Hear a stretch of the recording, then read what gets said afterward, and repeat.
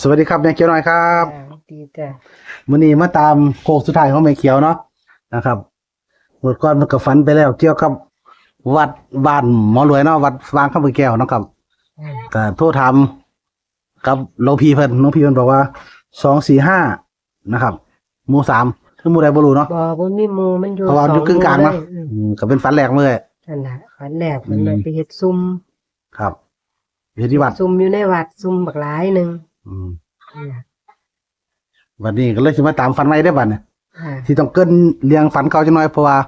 ฝันใหม่ก็เกี่ยวโยงกันแปลกๆอยู่เป็นเรื่องแปลกนะครับ เลขอืม มันคือกัน แต่ก็มีอีกอันหนึงต่างหากนะครับที่คนละตัวเลขเนี่ยหมายถึงว่ามีเกี่ยวกับวัดกับ2วัดคือกัน แล้วอันนี้วัดข้าวแก้ว แม่น แล้วก็อีกวัดหนึงทางกรุงเทพ ฝั บ้านเลขที่วัดตรงกันวันเนี่ย นั่นล่ะ แต่ว่าก็มีฝันเกี่ยวกับพี่ชายที่เสียชีวิตไปอีกเนาะ พี่ชายที่เสียชีวิตไปฝันเพิ่นยังมีชีวิตอยู่แต่ว่าฝันว่าเพิ่นตายบัดนี้เขาเจ้าเลยเอาศพมาไปไว้วัดวัดอเงินอยู่กรุงเทพ อืม วัดอยู่ดีบำรุงธรรมวัดอเงินน่ะบัดนี้อัน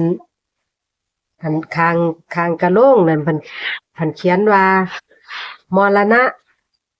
3553มันเขียนว่าจังซี่ กลางโลกอะ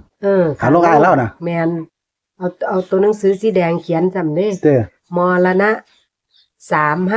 3553แล้วเพิ่นเขียนชาตะข้างล่าง26บัดนี้ รู้ซื้อซั่นน่ะ แม่นบ่ได้บอกพ่อสอเด้บ่ได้บอกหยังเด้ขนาดคันคนตายบ้านเฮาเขาเจ้าสิเขียนครับ เขียนว่าชาตะก่อนเนาะเป็นปากกาสีแดงเด้อ เขียนว่าชาตะก่อนเด้คันในกรุงเทพอะคันนั้น ว่าง่ายอยู่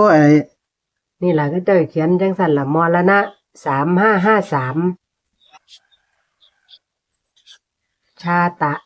26เขียนจังซี่แหม อืม เขียนข้างโรงซ้ำนี่ อืมเป็นพี่ชายเนาะ แม่นเป็นพี่ไส้ แล้วคือว่ามันเกิดจริงแล้วก็ตรงกันกับอันชาตะ แม่นวันเกิดเพิ่นอีหลีนั่นก็คนที่เกิดวันที่26คนผู้นี้เนาะ คนผู้นี้คนผู้ตายมันว่าตายเนี่ยวันเกิดเพิ่นน่ะ แปลกไปเลยเนาะตรงกันนะ วันเกิดวันที่26อืมเนาะอันนี้เป็นอันวันเกิดจริงของเราเนาะ แม่นอันนี้เป็นวันเกิดจริง อืม อันนั้นอยู่ข้างกะโหลงนั่นข้างกะโหลง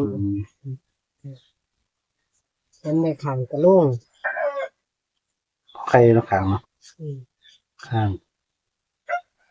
ปัดลง จังได๋ฝันได้นี่ได้ก็เพราะแม่นว่าฝันได้เลข4ตัวเด้เขาเจ้าเขียนให้อยู่ในวัดครับวันนี้ก็เลยว่าให้ผมเช็คให้ว่าหั่นเนี่ย แน่ เรียงวัด ไปเช็คให้ว่า วัดออกเงินเนี่ย วัดเอาเงินนี่บ้านเลขที่วัดเพิ่นเท่าใดหมอรวยก็ได้เช็คให้มันก็เลยเป็นบ้านเลขที่45หมู่1มันได้ตรงกับอันบ้านเลขที่วัดบ้านเฮาเนาะ อืม นั่นล่ะมันเลยเป็นเลขตัวเดียวกันกับฝันแรก อืมแปลกเนาะ อืม ตัวนี่ในฝันเห็นศพเพิ่นว่าเห็นแต่โลงศพเด้อผู้อ้าย บ่เห็นศพแต่ฮู้ว่าเพิ่นตายแล้วก็อยู่ในโรงนั่น อื ล่ะใน ม โรงน่ะเขาเจ้า ว่าเป็นเล่าเนาะ นั่นล่ะมีคนมาห้องบอกว่าอ้ายมึงตายแล้วเด้ออ้ายมึงตายแล้วเด้อซั่นมีคนมาห้องบอกก็เลยได้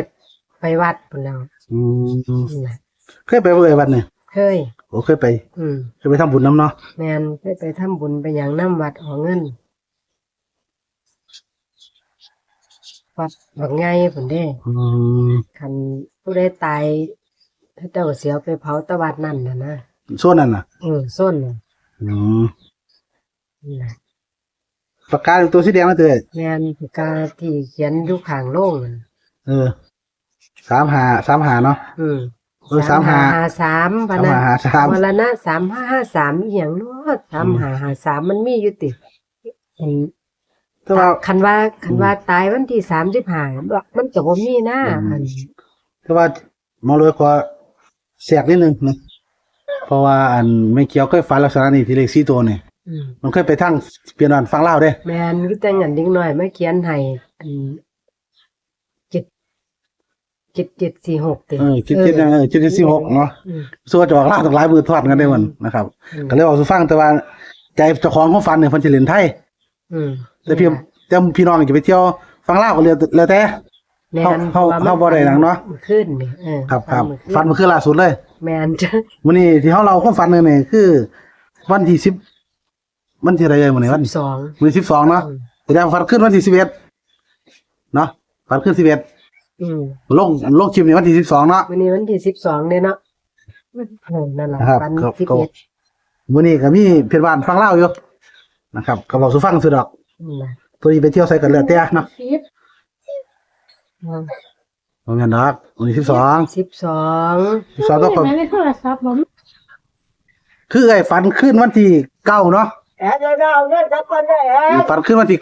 9มื้อนี้มาลอยลงคลิปวันที่10วันจันทร์เนาะ เออ ครับพี่น้องผู้ใดอยากไปเที่ยวหาเล่นฟังลาวหรือสาวลาวก็แล้วแต่เนาะเพราะว่ามีเขียวเนี่ยเคยฝันเด็กน้อยมาบอกอีหยังก็เอ่ยตอน มาเขียนให้ 7746 กิน746สวัสดิ์จะออกกันโอ้ออกเป็นบ้านคักอยู่วันนั้นเนาะก็เลยวาดเป็นเลขที่ตัวคือเก่าแหม แม่นก็ถือโตดอยู่เด้ อืม 764เนาะ ครับว่ามันเป็นเลขมองดูว่าเป็นเลขที่ตัวคือกันนะครับก็แล้วแต่เนาะพี่น้องจะไปเที่ยวกันแล้วแต่ว่าใจเนี่ยก็ว่า อาจจะไปเล่นรัฐบาลไทยเนาะเฮาเนาะเลยเนาะไปซื้อสลากกินแบ่งรัฐบาลนะครับ ตัวทั้งหมอรวยนี่ว่าสนับสนุนการพนันเด้อนะครับก็สนับสนุนแต่รัฐบาลไทยเอานี่ล่ะตัวว่าเลข4ตัวมันน่าสนใจนะครับ แล้วเพิ่น ทางโลกแล้วหน่อยตัวสีแดงสิบ่ แม่นเพิ่น 3553เด้อนะครับ ชาติตาย26นะครับ แล้ววัดออกเงินนี่45หมู่1นะครับฝันแรกมีเขียววัดป้าข้ามแก้วนี่วัดข้ามแก้วนี่245นะครับ เพิ่นว่าแบบไปเฮ็ดซุ่ม เฮ็ดซุ่มหั่นเนาะ อยู่ในหั่น อืมเดี๋ยวคิดว่าฝันแรกกันนะครับตัวนี้เดี๋ยวคิดว่าจะงงกัน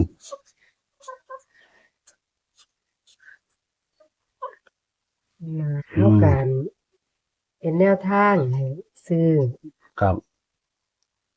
แปลกนะเว้ยเนาะตัวกระโหลกนึงเว้ย นั่นแหล้ว อายุจริงแล้วเกิดวันที่26กันบ่ แม่น ง่ายของอัน อ้าย เนี่ เกิ ย ดจริงๆก็เกิดวันที่26 มีหน้า มีนา 2515เนาะ เอ้าอุ้ยขนลุกพุ่นน่ะ ฮะ อายุเพิ่นก็53 เอาแม่นบ่ ตัวลบพุ่นหารเบิ่งเป็นหยัง อืม พุ่นน่ะ อืม คนหัวตั้งเธอเลยอยู่เทั้งแขน เลยว่าไอ้ลบมันสิประมาณ ลบ ลบเบิ่งติ นั่นลบ เดี๋ยวสิลบเบิ่งเด้อนะแม่นดีบ่อืม 2515ลบ2568 อืมมีแต่ผู้บ่เก่งเลขเด้อพี่น้อง อืม นี่ขออนุญาตใส่เครื่องเลข แม่นบ่53เต็มมีหน้านี่เนาะมือ53มือ54 เครื่องเลข2568ลบ25 15 53เลย นั่น เอ้า เว้นรวย เอาลบเบิ่งเด้อพี่น้องนี่ลบเบิ่งแล้วนะครับ ตั้งหัว ตั้งแล้วตั้งอีก คนมันเป็นหยังคือ โอ้ยสาธุเด้ โอ้ อใส่สุขใส่ในเด้อ จะค่อยวงเรื่อยๆเด้อ อืม บ่วงมันคือสิบ่แล้วดอกงั้นเนี่ยบ่สิวง53 แม่น ที่มันตรงกันแล้วก็ แม่น 26 เอาบ่งอายุเลยเน้นๆเลย53เลย เพราะว่ามันตรงกัน2อย่างไง อืม นะครับอย่าวัดเลยกับวงนี่นี่ แม่น นะครับวงหมู่บ้านนี่เนาะนะครับอนุญาตวงไปเลยนะครับเดี๋ยวพี่น้องสิว่ามันหลายตัวแท้มันเลยให้หลายตัวแท้สิว่าได้นะครับเนาะเอาช่วยทีหนึงนะครับชัดเจนเนาะวงพร้อม ก็ชัดๆอยู่ข้างโรงกันเลยโลด 2553วง53ไปเด้อนะครับบวกลบคูณหารอายุผู้ที่ว่าอ้ายเพิ่นนี่เนาะนะครับ มันตรงอายุ53พอดีวันเกิดแล้วก็26คือกันอีกนะครับแล้ววัดก็ยังมาตรงกันอีกอยู่45เนาะ นั่นแล้ววัดเอาเงินนึงแต่มาตรงกับอันฝันเกี่ยวกับวัดเฮา อืม คลิปแรกกันแม่ อืม ฝันว่าไปเฮ็ดซุ่มนะครับ ผม นั่นล่ะ ก็แปลกนะครับ เป็นฝันแปลกๆสนใจอีหลีของไม่เขียวงวนนี่นะครับ แม่ลืมเห็นบ่เขาเจ้าก็เลยสิถามหมอรวยว่าเอาอายุคนตายเท่าใดกัน อ๋อช่วยน้ำ อายุคนตายก็53 ช่วย ช่วยอายุเพิ่นนะครับนี่อายุของเรา นี่อายุของเรานะครับ คือเกิดวันที่6มีนา2515เนาะนะครับอ้ายเพิ่นนี่ล่ะนะครับก่อนเอาเงินก็เลยเขียนไว้45หมู่1นะครับ ประมาณนี้เลยเนาะมัน ถือว่าแปลกแล้วเหมือนแรงจังได๋ก็สิ อ่า ฝากอยู่เด้อเวลาจังซี่ มื้อแรงผู้ใดอยากไปเที่ยวลาวก็แล้วแต่เนาะไปหาเล่นสาวลาวเว้าเลยมักสาวลาวเลยมีแต่ผู้อ้อๆผู้อักๆได้แต่ฮักอยู่เด้ แต่ว่าก็บ่ได้สนับสนุนหรอกนะครับผู้ใดสิไปได้ก็ไปแล้วแต่ผู้มักเลยเนาะ อ่อนให้เป็นว่าแนวทางเขาฝันใดว่าฝันดีฝันมันคือเป็นไปออกคักเนาะ ครับก็ลองเบิ่งนะครับรัฐบาลไทยวันที่16มีนาคมนี่ เอาคักโพดนะเลขก็เป็นเลขเบิ้นเลขหามไปซื้อง่ายนำ จะเขาคำให้ได้3553นี่ มันแล้ว เลขวัดยังมาตรงกันอีกเลขเกิดก็เลขชาติตามาตรงกันอีกเอ้าแปลกอีหลีคลิปเนี่ย 3 อืม ตรงกัน3คู่โลดเนาะ นี่เด้อเอา3เลยตัวนี้เออเอาก็แปลกแท้ มันแล้ว เอาพี่น้องนะครับผมเอาเลยก็ โอ้ย คือว่าฟันดีฮักม่วนนี่บ่อยากให้พลาดเด้อนะครับฝากกดติดตามกดไลค์กดแชร์เด้อนะครับแบ่งปันกันไปนะครับผู้ใดอยากไปเที่ยวสาวลาวไปหรือสาวลาวน้ำมันรวยมาแลกกันไป แต่ว่า เฮ็ดบุญมาแล้วให้ถึกนํกันยกซ่องโลด ครับ ให้เป็น เลขยอดกระเป๋าก็ซึ่งว่าจะเป็น858แต่ก็3ตัวเดียวกันเด้อ 858 เออ อัน อืม ขันเขียนใจกัน เออ โอ้ย เจ้ แต่มันซ่อมมัน ครับ ซ่อมปลายมันใช้กันตัวเดียวกันเด้ ยอดอันจะทำตัวท้ายเนาะวะ อีหลีได้บ่กันเนาะบ่เฮ็ดยักๆนี่นะก็เป็น ก็ว่า8กับ3ตัวเดียวกันเนี่ยเฮาไปเลขพี่น้องกันนะเลขที่ใกล้เคียงกันเนี่ยเพราะฉะนั้นเขาปี3กับ8ตัวเดียวกัน โอ้ได้858สุดยอดมัน ยอดร้อยจะตายมัน นะครับสรุปสรุปเรื่องพี่น้องวันนี้จะน้อยนะครับคลิปนี้นะครับ สรุปว่าฟันไม่แค่น้อยนะครับในวันนี้คือฟันว่าไปงานศพ อ้าย อ้ายเนาะนะครับที่เสียชีวิตไปนะครับ เห็นอยู่ข้างโรงในวัดเนาะเป็นวัดอเงินนะครับวัดกรุงเทพบ้านเลขที่วัดก็45หมู่1นะครับ แล้วก็มีฟันแรกเขาไม่เขียวที่ฟันเจ้าวัดเข้ามาแก้วกับ245กันก็แปลกนะครับ ตรงกันเลขที่วัด2วัดตรงกันนะครับ ส่วนอายุ หรือที่เขาเขียนไว้ข้างโรงนะครับ เขียนแบบนี้นะครับ เขียนแบบนี้นะครับเพราะเป็นว่าหมอรวยเขียนผิดเด้มรณะนะครับ3553เนาะ แล้วก็ชาตา26นะครับเพิ่นก็มาตรงกับอายุพี่ชายที่เสียชีวิตไปคือวันที่6มีนา2515ลบกับพศ68เฮาแล้วมันสิเป็น53พอดีมื้อตรงกับมรณะ